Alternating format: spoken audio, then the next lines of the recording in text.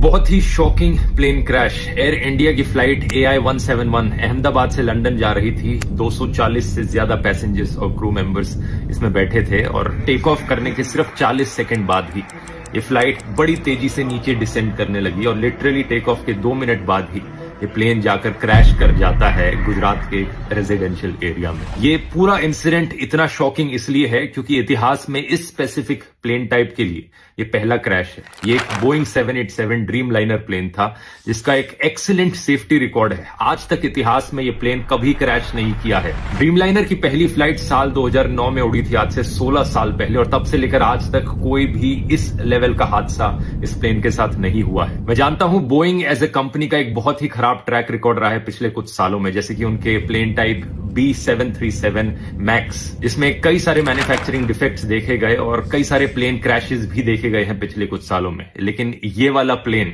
वो नहीं था। इस प्लेन का स्पेसिफिक कोड नंबर VTANB था, जिसे आप इंटरनेट पर जाकर सर्च करोगे तो सारा डेटा मिल जाएगा। ये 11 साल पुराना प्लेन था, कोई ज्यादा पुराना प्लेन नहीं था। ड्रीम लाइनर्स का लाइफ स्पैन 20 से 30 साल तक का होता है। जो पायलट इस प्लेन को उड़ा रहे थे, कैप्टन सुमित सबरवाल, उनका खुद का भी 8200 फ्लाइट आवर्स का फ्लाइट एक्सपीरियंस था, जो कि बहुत अच्छा होता है। तो पायलट भी इनएक्सपीरियंस नहीं थे। अगला सवाल आपके दिमाग में आएगा कि क्या वेदर खराब था? ऐसा भी नहीं था। 1:30 बजे दोपहर के ये क्रैश हुआ। वेदर कंडीशंस अगर देखी जाए तो लगभग 40 डिग्री सेल्सियस के आसपास का तापमान था। कोई ज्यादा तेज हवाएं नहीं चल रही थी। विजिबिलिटी जो थी बहुत ही अच्छी थी, 6 किलोमीटर से ज्यादा की विजिबिलिटी। तो ऐसे में सवाल उठता है कि यहां प्रॉब्लम कहां पर हुई। इसका असली जवाब हमें जल्द ही पता लगेगा। अभी प्लेन के ब्लैक बॉक्स से इंफॉर्मेशन को रिट्रीव किया जा रहा है, लेकिन मोस्ट लाइकली ये पूरा हादसा एक बहुत ही भयंकर टेक्निकल फेलियर का लग रहा है। क्या यहां पर कोई इंजन फेलियर हुआ है मेंटेनेंस फेलियर की वजह से? इसका असली जवाब तो हमें तभी पता लगेगा जब ब्लैक बॉक्स को रिट्रीव करके